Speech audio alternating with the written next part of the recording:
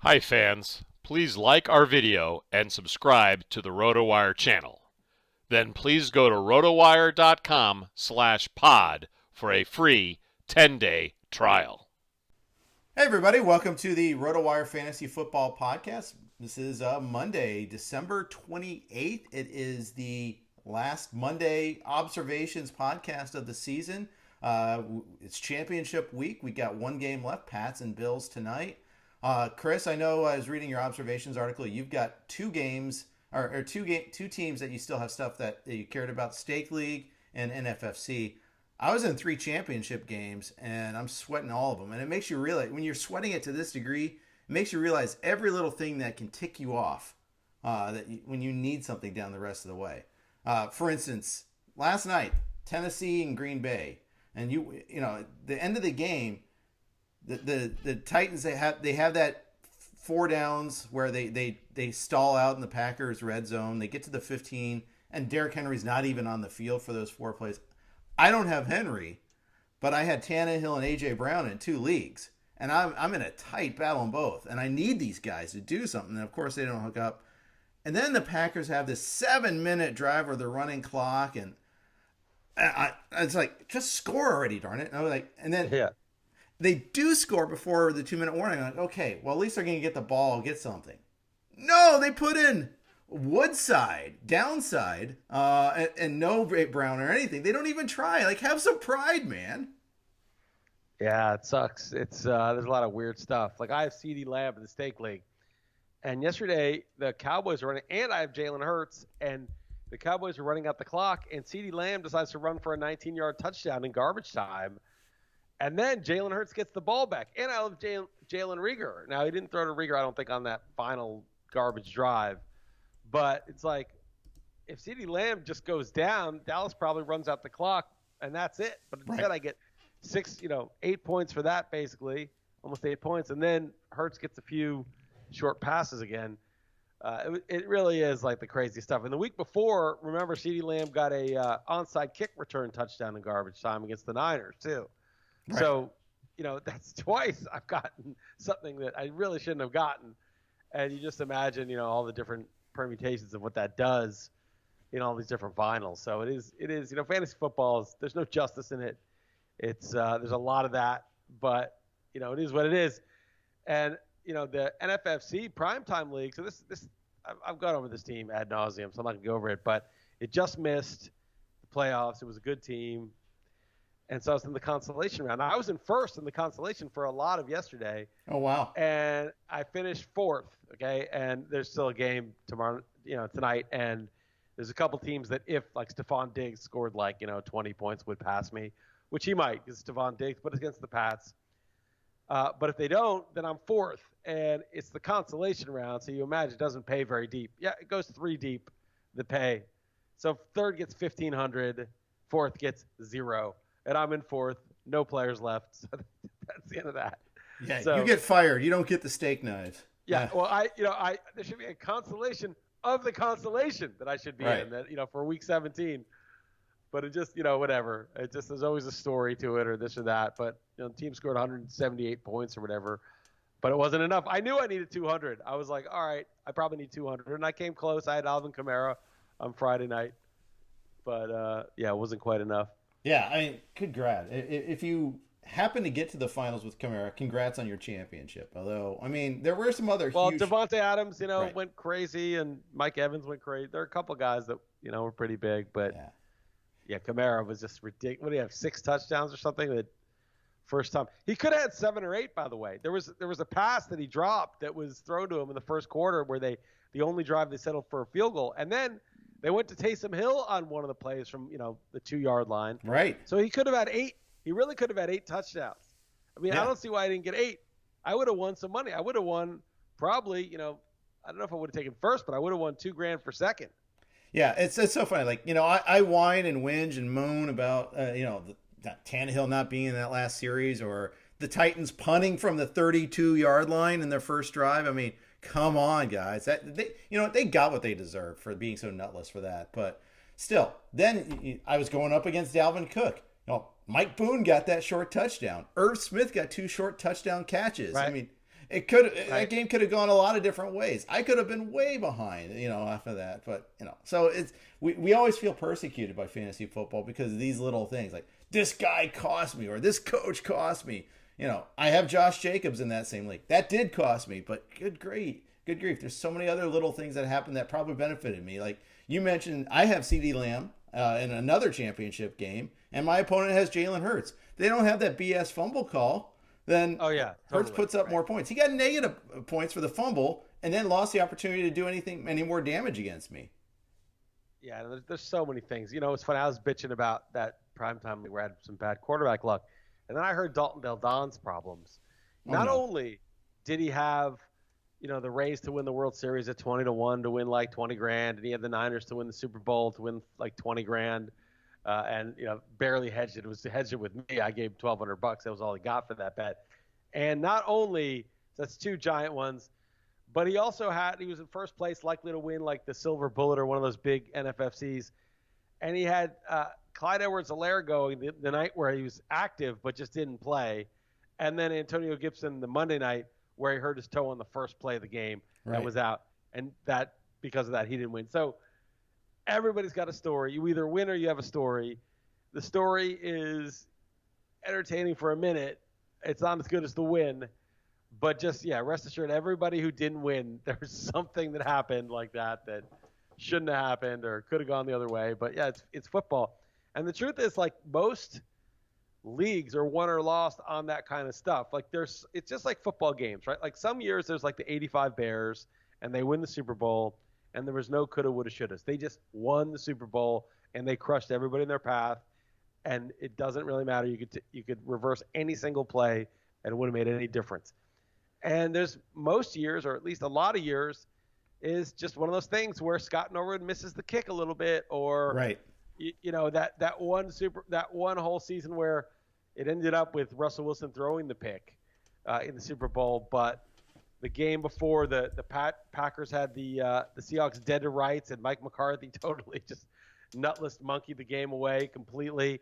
But the Packers might not have even been there but for calling the Dez Bryant catch a non-catch, and the Cowboys might not have been there but for some BS fumble call against, I think it was the Lions, I want to say, in the first round. Right, I remember Stafford that. And Calvin Johnson. So every team that advanced, it was on some kind of thing. And that happens a lot. It happens in fantasy where it happens in Survivor. Once in a while you get an 85 Bears thing where it's like it's a no-doubter. You won. You led wire to wire. You crushed everybody in the playoffs by 30 points. That happens, but that is not, to me, that's not the rule. That's the exception. Yeah, there's a reason why most point spreads are like 3. It's on small, and that why that's such a magic number when we're wagering and things like that. It happens all the time. And then same is true with our fantasy leagues. I mean, just look at the Raiders-Dolphins game. Bizarre finish there, and how that game turned so many different times. That game, I mean, that was the craziest thing. So on first down, Josh Jacobs runs it to the 1-yard line. Yeah, I get it. If you have Josh Jacobs, stops, but wisely, because they got to run 3 more plays. But on third down, they knelt on it, and they easily could have gone for the touchdown because they score there. It's worth it on third down after running 2 more plays. But they don't even think to do it. They kneel on it. Okay, fine. Run it on fourth down. I mean, just run it. Yeah, get your extra play. Fourth down, they were losing. You're right. You're right. That's right. They were losing. That's right. So they had to kick the field goal because of the missed extra point. Yeah, that's right. Because of a missed extra point, right? But because of that, they had to kick the field goal to win. But okay, fine. They've got the field goal, and the Dolphins were letting them score, and Josh Jacobs realized it and stopped at the 1 on first down. So now it's 2nd and goal, and you run more clock. And then they knelt on 2nd down. Great, run more clock. But on 3rd and goal from the 1 or the 2, wherever they were, they should have tried to score, because now it's a touchdown, and the Dolphins would have needed a full touchdown, and you still would have run, all that clock off. Right. But instead, they kneel on 3rd, get it down even further, kick the field goal, they're up 2. But now the Dolphins only need a field goal. So, it just not only they blow a coverage somehow in that situation, but they get a face mask on the QB at the same time. Yeah. So it's 15 added to the, penalty, and then Sanders kicks an easy field goal to win the game. But that is just, I mean, it really was karma for that win against the Jets, where the Jets it looked like they were tanking. Right. And that's a whole other story about the Jets. It's just an insane turn of events with the Jets. Yeah, it is. Yeah, I mean, there is some bizarro things. I mean, the Browns getting those four receivers on the COVID list, all because they were close contacts. They personally didn't test positive, but because of close contact rules, they had to because they were all in the same hot tub with an infected player. Which were they really in a hot tub? Yes, they were. That's hot tub is really the thing with Cleveland. I mean, how much? I mean, don't you think if you're the Browns, you just get rid of the hot tub? I mean, it's caused so many problems, over the years. I mean, honestly, single-use hot tubs. You use it once, you dispose of it, you have to have a new one. No more, because they've had staph infections from that damn thing. I mean, it's amazing. It's like COVID's the least of your worries when you get in that hot tub in Cleveland. I wouldn't get in that thing I know. on a bet. But so anyway, so the Jets somehow, right? They're 0-13.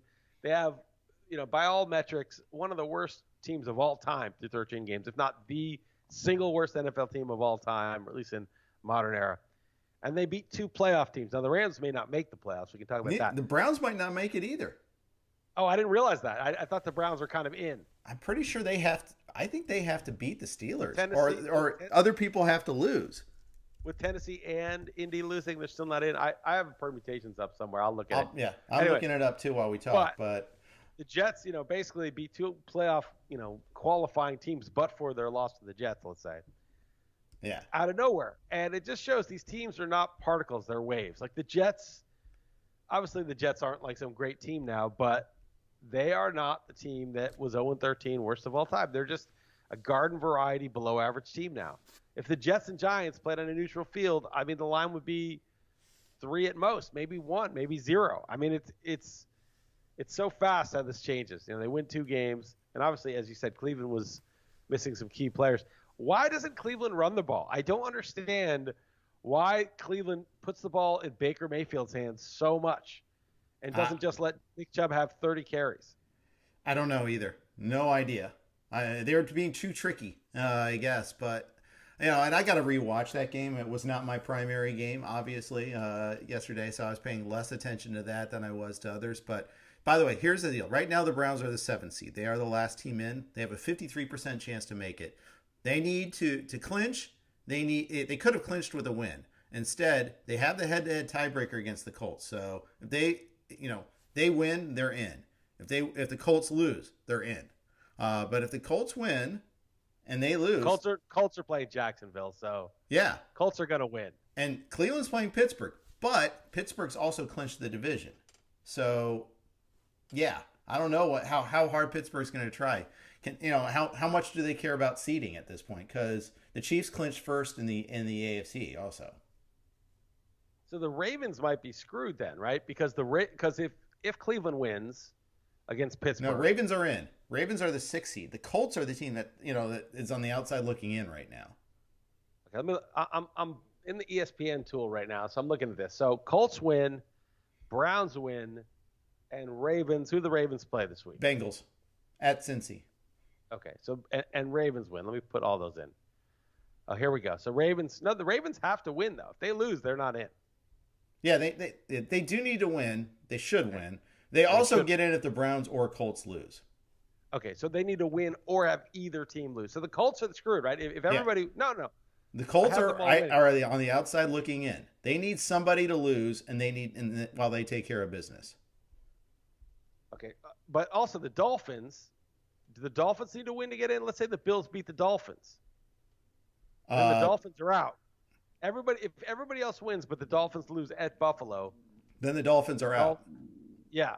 So that's another team. So the Dolphins have to win at Buffalo. Now the question is, since the Bills have the number 1 seed locked up, how much does Buffalo care about this game? That's right. I mean, how much? I think both Pittsburgh and Buffalo would rather play at home for that second round game, right? Because right now the Steelers are still the 2 seed and the Bills are the 3. Even though, at least look at what I'm looking at ESPN, unlike the seedings. It's only because the Bills hasn't played tonight.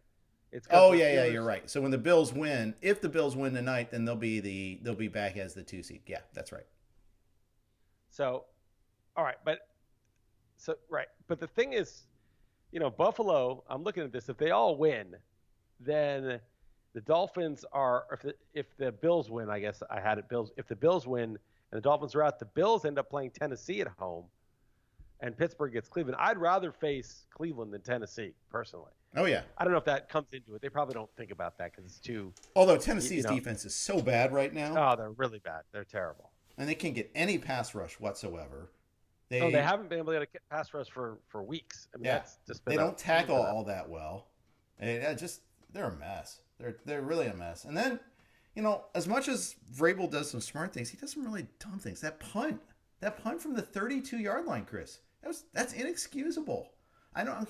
Yeah, okay, you don't trust your kicker, then just go for it. You're only gaining 12 yards anyhow if you punt. What was the down and distance like? Fourth and 7 from the 32. That's it. 4th and 7, and they punted. Yeah, I didn't notice. Totally nutless. I don't know what happened, but I have my my NFL Game Pass sets that don't show the scores, but for some reason it showed the score, and I saw it was 40-14, and I had the Tennessee plus 3.5. So I was just like, I watched the game, but you I was cruised like, through it though. So yeah, I was not as into it because I knew the result, so I didn't notice that they punted on. And Collinsworth and Michaels made barely any mention of that. In fact, so on the ensuing series, Tennessee has them stopped, and then they get a running into the kicker or something like that. Then continues the drive, and of course the Packers go down and score, and they go on and on about that penalty, but they don't say a damn thing about the punt from the 32, which is just like, that's such a bad decision. Especially, yourself. You know you have a bad defense. The Packers just moved it so easily against you the very first series. The Packers' offense is great. Their defense sucks too. That is a go-for-it game. Yeah. That's a game where, like, you just don't punt. It's just one of those games where, well, you can't kick a field goal. And punting, you kick a short field goal. But, yeah, you just don't really punt in that situation. You just go for it the whole time. And if you're in a game between ridiculously, if it's the Rams versus the Steelers with Ben Roethlisberger's arm, we can talk about the Colts-Steelers game too, which was interesting. Then you might punt quite a lot, because you'd be like, okay, it just, that's beyond inexcusable on the road. And they're already losing, right? They're already down 7-0 at that point, or 6-0. Right. They were down 6-0, and and you just know, like, the Packers moved it so easily against your defense, which has been giving up points every single week. It's a bad defense. It's just so bad. I don't know. I get really frustrated with that one there. Because, and I understand there are the go for it, fans out there, and then there's Ted Bell pushing back the opposite way, like always rooting for the punts and kicks. But I get it. They're people that that reflexively want to go for it every single time. But this was an obvious situation. Yeah, there's also there's a base rate where you can use some sort of model to figure out when you should go for it and when you should kick field goals or punt. And they'll come up with their base rate, their base case of when, obviously if you're 4th and 15 from your own 15-yard line, no model is going to say go for it. They're going to say punt. And just, unless you're down 17 with 5 minutes left. But there's a base rate, and that base rate is not always right. And I agree that people who are just slaves to the base rate in situations like that don't necessarily take into account, the opposing defense, opposing offense, things like that. It's not those bots don't know everything. The bot, the New York Times had a bot, right? That was like a field goal bot, and New York Times one of the discrediting itself at every turn. But that thing was it was a rough base rate for when you should probably do it. And there's individual things in games that that are particular to that game and those teams that sometimes the zealots don't take into account. But for the most part, you better have a good reason. And this one, obviously, as you said, this is obvious. There's not a good reason in that situation. Yeah, all the indicators were pointing in the opposite direction, that you needed it pointing towards going for it even more. Good offenses, you're losing, you're an underdog, you're on the road. Everything was pointing that way. Right.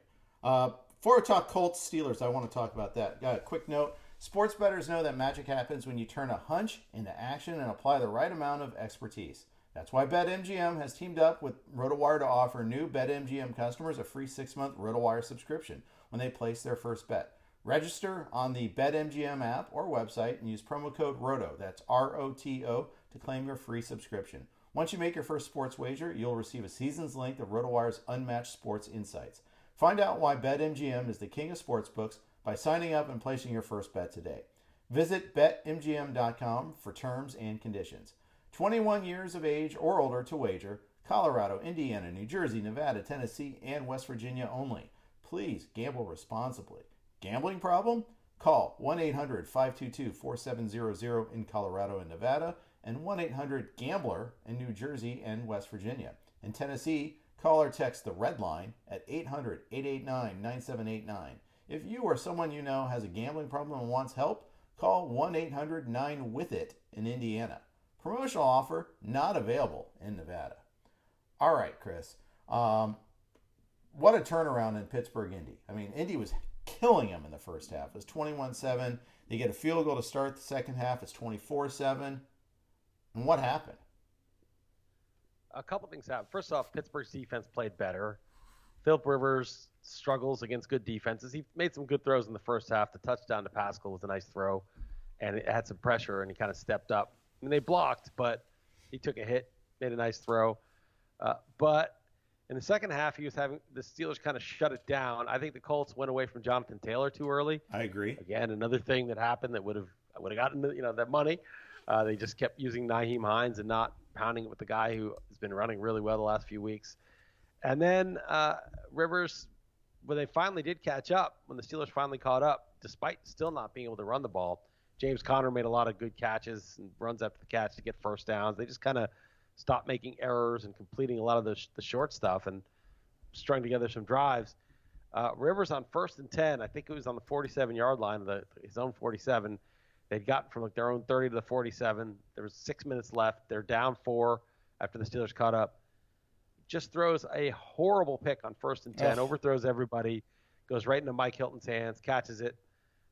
And so that's, one of their 2 drives that they have left in the game. They, still had to go 4 and out in the final drive for the Steelers to win.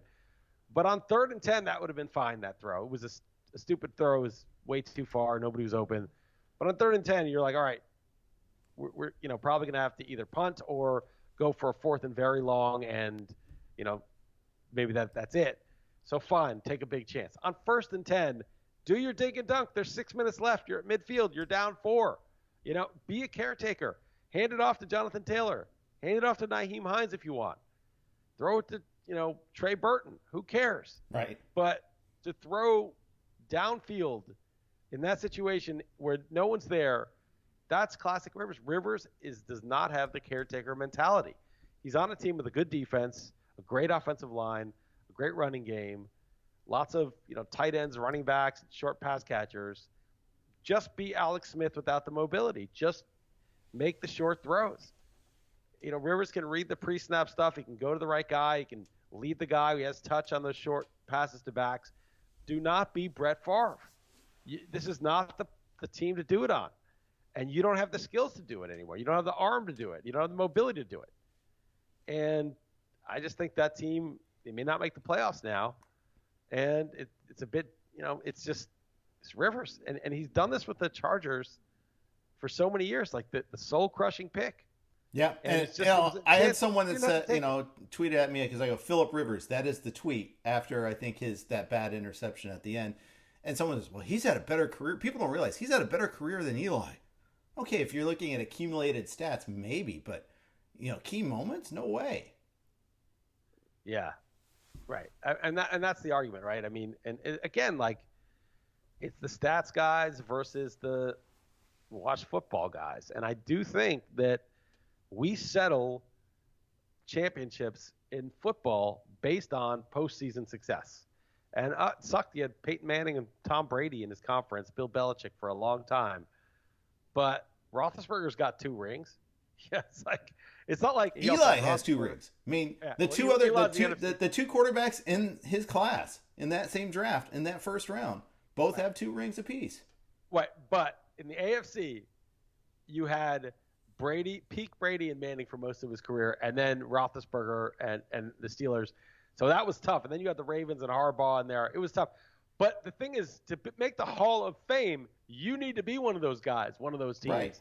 that everyone's like, oh, you had Rivers in your conference? Right. Well, no wonder you didn't win any Super Bowls. If you're not even mentioned in the top 3, then you don't belong. I mean, Flacco won a Super Bowl. Flacco won a Super Bowl. Right. Roethlisberger's won 2. It wasn't impossible. It wasn't, Brady and Manning. Yeah, there's other. Rivers played a long time, and he never even got to the Super Bowl. Right? I think he got to like one AFC title game. And it's not just that, okay? You could be screwed by circumstance. Deshaun Watson, they have a worse record than the Bengals now, the Texans. They're 4-11. But Deshaun Watson has 30 touchdowns, 6 picks, 8.8 YPA, and 430 rushing yards and 4 rushing touchdowns. Those are MVP numbers in any year. I mean, those clear MVP numbers, but his team's 4-11. Sometimes you can get, Bill O'Brien. You can be a great player on a bad team. But for 16 years, and how many of those Chargers implosions were Rivers himself doing the thing that you just can't do? Right. Throwing the pick, fumbling the ball, fumbling a snap, something horrible that you're like, no, how did that happen? I had the Chargers and I was getting 3. How did that happen? I had it 1. I just don't think that can be your legacy. And then he's going to make the Hall of Fame because everybody does who's popular and, puts up career stats. But he shouldn't. And I don't think Eli should either because Eli was never a top 5 QB, or maybe he was for a minute at his very peak, just the 5th best. But Eli won 2 Super Bowls and stepped up big in those games. Did the opposite of pulling Rivers. He made the throws in improbable circumstances. I would put Eli in ahead of Rivers, but I would have them both out. I tend to agree with your conclusion there. I don't get too invested in Hall of Fame discussions for football. It's funny. I do care about like baseball. When it's football, it's always this smoky room, backroom stuff and all that. And like when Terrell Owens has to wait, I'm like, okay, I stopped. I don't care. I'm like, no, right. I do care obviously a little bit because I brought it up as an example. So clearly I do care. I'm like one of those guys online. I don't care about your thing, so I'm going to tweet about you not caring about your thing. But I don't get. I get animated about the Baseball Hall of Fame. I don't about the Football Hall of Fame. Yeah, I don't really care for either, but you're right. I'm like you. I'll argue it just out of merit. In the end, it's just a bunch of people deciding. It's not, everything's on the field, and there is first of all, it's just a fiction, but there is a true Hall of Fame, in my mind. Like there are great players. It doesn't matter whether we put them in a box or this box.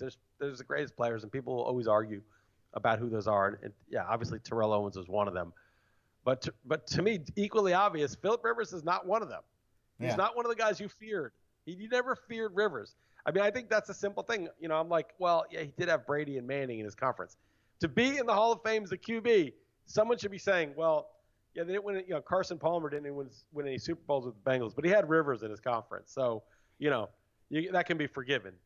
You would never even consider bringing up Rivers in that context, and that for the quarterback should be a thing.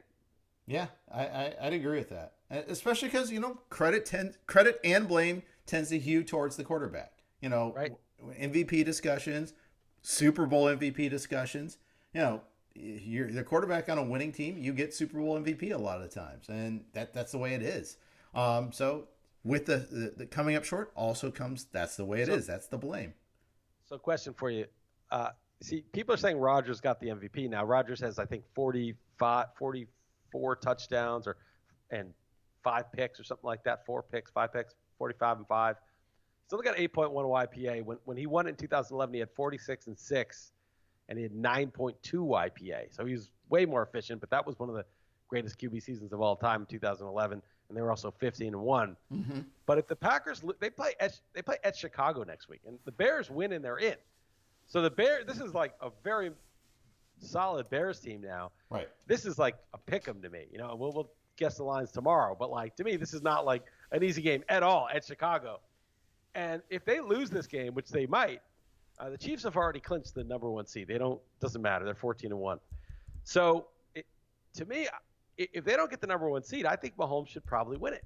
But if they get the number 1 seed, go ahead and give it to Rodgers. They both got the number 1 seed, and Rodgers' stats are a little better. And Mahomes. I mean, this is kind of a dumb consideration, but he may win 4 more. Right. Rodgers is probably it. But So that's where I stand. Do you think Rodgers is going to win it if the Packers don't get the number 1 seed? He might. He could. Seems like Mahomes has a good chance to be the Mike Trout of baseball. Mike Trout of football. Right. Everyone knows he's the best player, but he's not always going to win the MVP.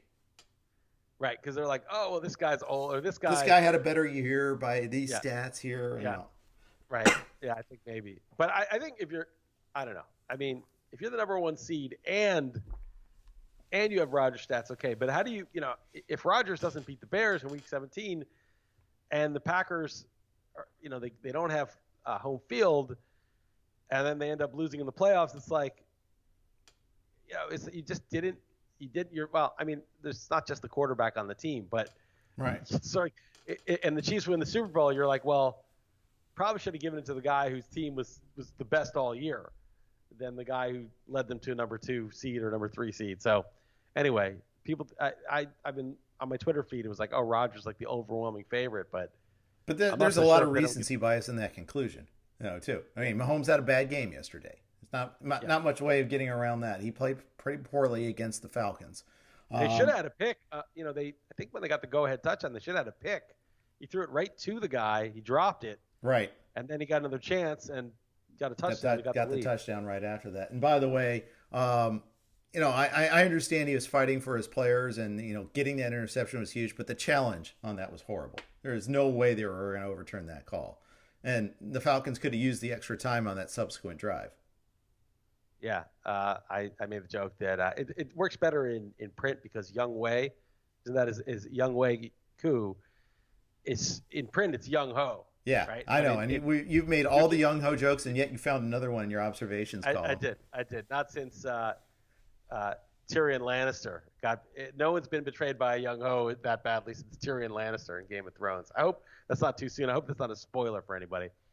But yeah, it was. It was a short kick, and he's been amazing all year. I don't know what happened. He just botched it. Not that it mattered. It's not like Atlanta's. Yeah, I was wondering, was that wind? Because it's sliced pretty dramatically, and sometimes the wind will do that. But I don't know. I mean, it was. I was like, oh, he's automatic now. He's been so good this year. That's the thing that's frustrating. It's not like he's been blaking it all over the place there or anything like that, or being Badgley. No, he's been so good. Well, one thing I like is that I just spaced what I was going to say. I had a brilliant point, and I just one of your best. Spaced. Anyway, go ahead. It'll come back to me. Keep going.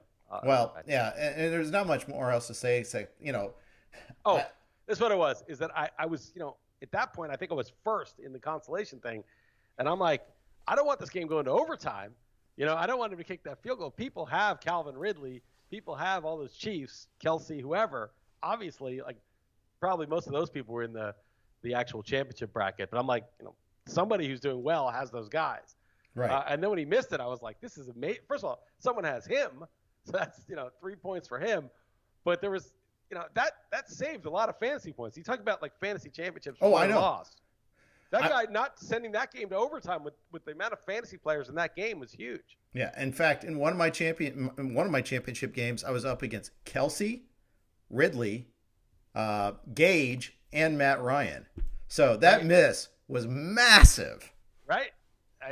Almost certainly they would have put up more points if he makes that. So right. So when I go back to Tannehill not getting that last drive, I got to remember, Young Wei Koo missed that field goal, which.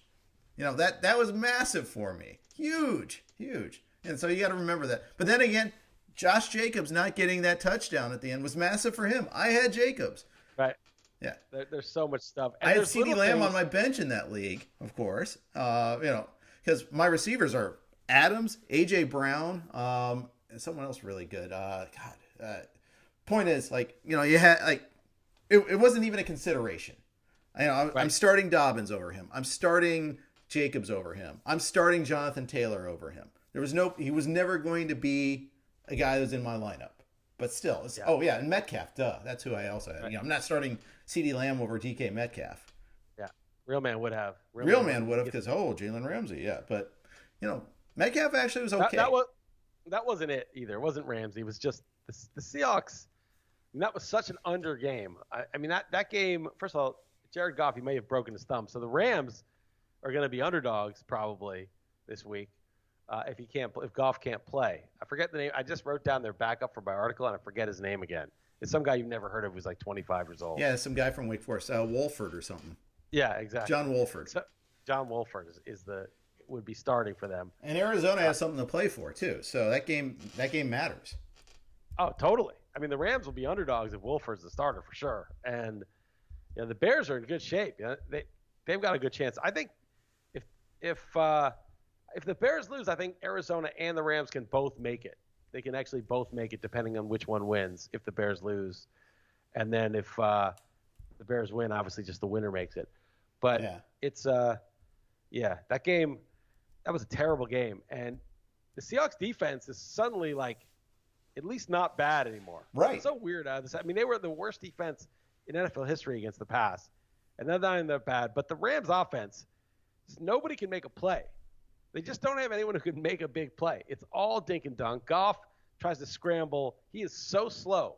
I can't believe a guy as young as him is that slow when you watch him play. Yeah. And Henderson got banged up in this game too. That's why we saw a lot of Malcolm Brown late in this game, which is frustrating. And they're already down Cam Akers.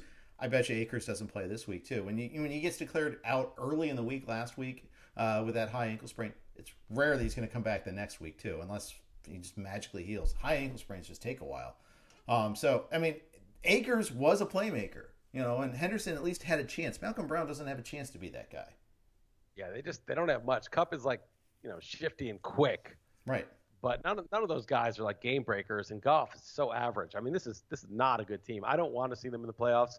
I don't really think they have much ceiling. I know their defense is good, but these days, you and I have talked about this, that you just can't play the kind of defense that you could have, 20 years ago, where the defense could just dominate for 3 games, where you could just destroy quarterbacks, take people out, crush receivers over the middle, and then just win a Super Bowl because of your defense. I guess Denver did it that Peyton Manning year in 2015. It was the last time a defense really just kind of dominated its way through, where they didn't really have much offense. But which is ironic because Seattle did it to them before. It's like 2 years before. But they were still good. They still had Russell Wilson. Right. It wasn't just the defense. They had a great defense, an all-time defense. But I don't know if these days it's even possible to field a defense like that. Obviously, it's still possible. It still matters.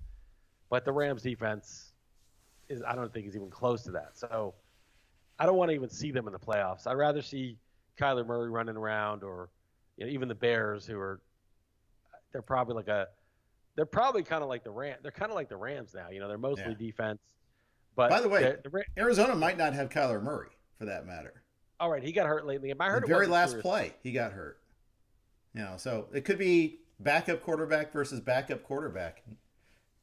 Could be really ugly. I heard the Murray injury wasn't serious, but a lot of times they say it's not serious, like it's not career threatening. Oh, but he'll miss 3 weeks. Yeah, he won't be amputated, but exactly. Exactly. Yeah. By the way, Arizona. Cliff Kingsbury's terrible too. He's another bottom 5 coach. He's one of the 20 bottom 5 coaches out there. Yeah, I can't remember the decisions in that game, but I saw that. I was the Lions game. I had the Lions. I made that line Tampa -3.5 or something like that. And then it was like 8.5. I'm like, wow, what am I missing? All right, I guess I'll take the Lions, even though I'm a little nervous because I must be missing something. Matthew Stafford's playing. It's like Tampa, barely beat Atlanta the week before at home. Now they're on the road. Stafford's playing. Okay. So 8.5. Then it goes up to like 9.5. Then all of the Lions coaches get COVID. I'm like, okay, I guess that's bad, but they can still game plan, and send it in and run it. It's not like it's rocket science, the down and distance or playing calling. And then the line goes up to like 12 before game time. I'm like, what's going on here? And then Stafford gets hurt in like the first quarter. And I had Marvin Jones in the stake league too, so I was bad. But yeah. And then it was like Detroit. Why do they should have just forfeited the game? I mean, why would you even go out there and play like that? I've never seen a team. I thought the Vikings defense was bad on Friday, but I've never seen a team just put up no resistance. And then the announcers in that game were going on like they were just like cheering the Bucs so hard, like, yeah, and Brady, look how amazing this is, and they're doing this stuff. And I'm like, dude, what are you even talking about? Do you see what's going on in this game? Like, these guys were so stupid, those two announcers. Yeah, well, everyone was kissing up to Brady, of course, but but they were like trying to analyze the game, like the Lions were the 2000 Ravens or something. Like, yeah, oh man, it's all working now. Look how they're executing. I'm like, the other team's not even trying. The other team's not even.